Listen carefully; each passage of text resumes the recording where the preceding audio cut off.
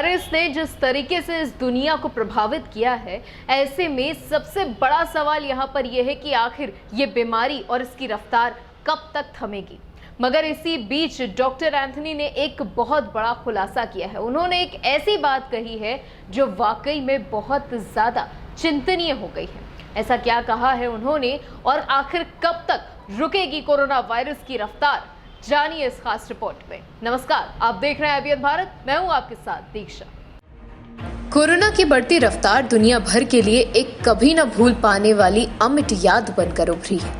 इस संक्रमण का इतना तेजी से फैलना लोगों की रातों की नींद हराम कर रहा है। तो वहीं WHO के डॉक्टर एंथनी फॉसी ने चेतावनी दी है कि अगर दुनिया भर के देशों ने रोकथाम के सही तरीके नहीं अपनाए तो कोरोना वायरस 1918 में फैली महामारी की तरह गंभीर रूप ले सकता है।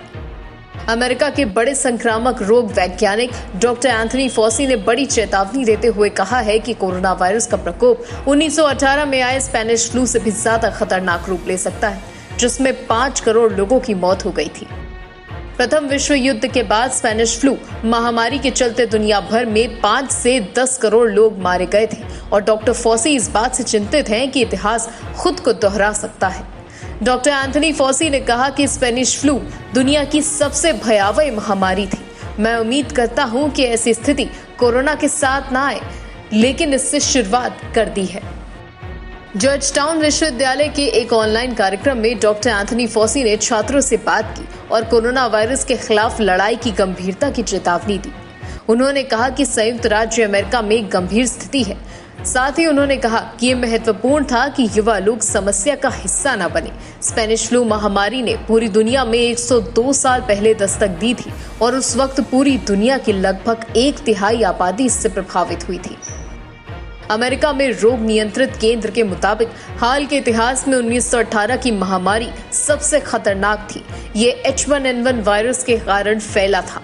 अमेरिका में इस बीमारी से अनुमानक 6,75,000 लोगों की मौत हुई थी।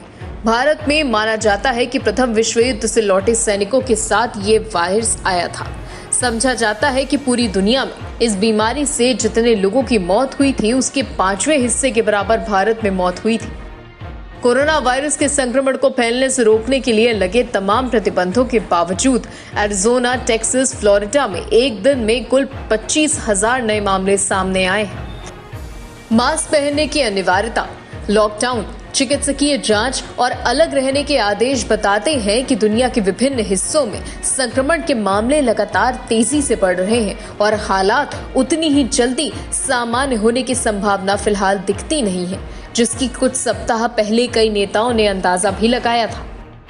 अल्बामा में कोविड-19 से एक दिन में 40 लोगों की जान जाने के बाद मास्क पहनना अनिवार्य कर दिया गया।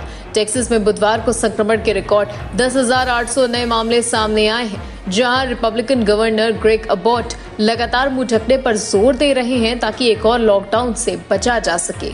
मगर दुनिया की हालत बेहद खराब है। ऐसे में डॉक्टर एंथनी की ये चेतावनी अपने आप में बहुत बड़े सवाल खड़े करती है। Bureau report, IBN Bharat. इसी तरीके की और अपडेट्स के लिए देखते रहिए IBN भारत। चैनल को लाइक कीजिए, सब्सक्राइब कीजिए, शेयर कीजिए। नमस्कार।